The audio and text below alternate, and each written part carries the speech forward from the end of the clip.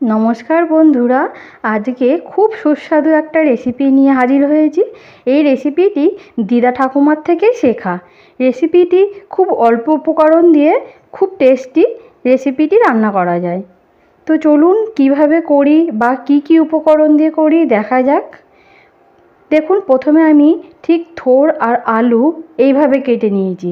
আমি আলু ছোট সাইজের একটা আলু এখানে ব্যবহার করেছি, আর ঠিক সমানভাবে থোড় আর আলুটাকে কেটে নিয়েছি। আমি কাটার পরে খুব ভালো করে ধুয়ে নুন হলুদ মাখিয়ে রেখেছি মিনিমাম 15 মিনিট।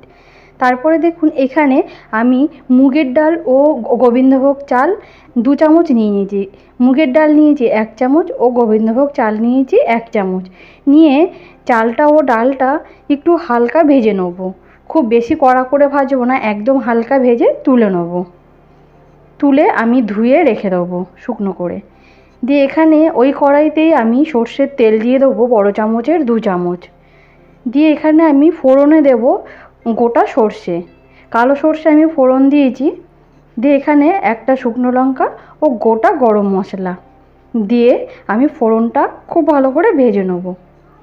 ফোড়নটা থেকে যখন হালকা গন্ধ বেরোবে, সেই সময় আমি থোড় ও আলু যেটা একসাথে কুচিয়ে রেখেছি সেটা আমি তেলের উপরে দিয়ে দেবো।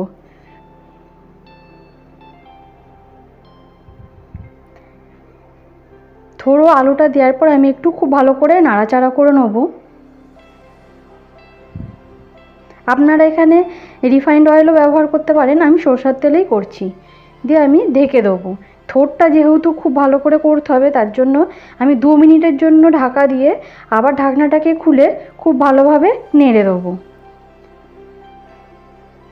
একটু নাড়াচাড়া করার পরে আমি আবার ঢাকনা দিয়ে ঢেকে দেবো 3 থেকে 4 মিনিটের জন্য। 3 মিনিট ঢাকনা দেওয়ার পরে আমি আবার খুলে এবার এটাকে হালকা ভালো করে ভাজা করে নেব।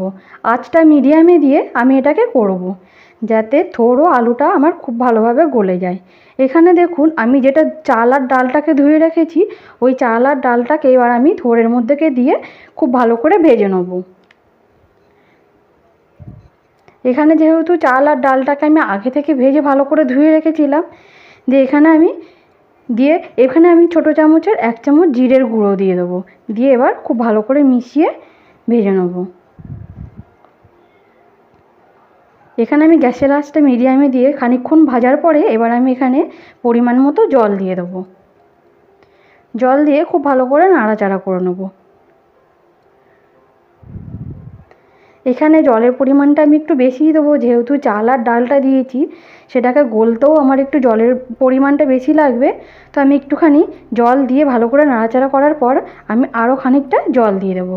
আপনারা আপনাদের পরিমাণ মতোই জলটা এখানে ব্যবহার করবেন। আমি ঠিক বড় কাপের 1 কাপ জল এখানে ব্যবহার করেছি। দিয়ে আমি আবার ঢাকনা দিয়ে ঢেকে দেবো।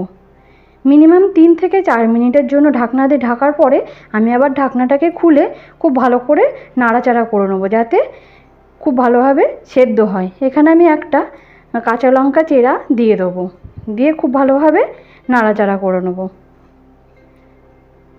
দিয়ে এখানে আমি একটু অল্প পরিমাণে নুন দিয়ে দেবো, ছোটো চামচের 1/2 চামচ।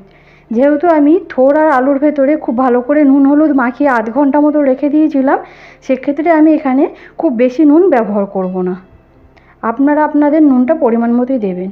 এখানে ঢাকনাটাকে খুলে আমি একটা তেজপাতা চিড়ে দিয়ে দেবো।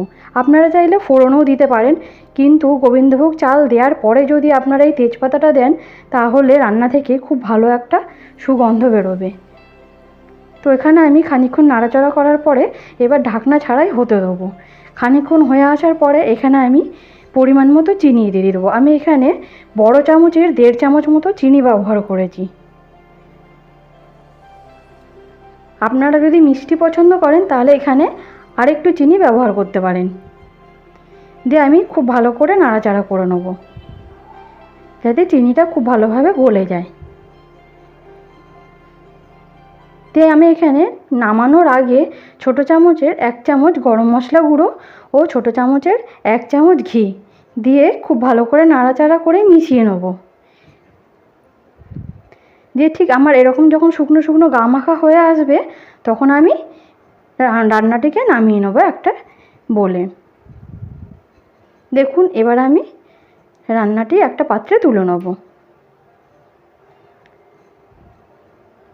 দেখুন কতটা দেখতে সুন্দর হয়েছে, খেতেও অসাধারণ হয়েছিল। তো আপনাদের রেসিপিটি কেমন লাগলো অবশ্যই কমেন্ট করে জানাবেন। আর রেসিপিটি যদি আপনাদের ভালো লেগে থাকে তাহলে একটা লাইক ও সাবস্ক্রাইব করে পাশে থাকবেন। আর ভালো লাগলে অবশ্যই বাড়িতে একবার রান্না করে সবাইকে খাওয়াবেন।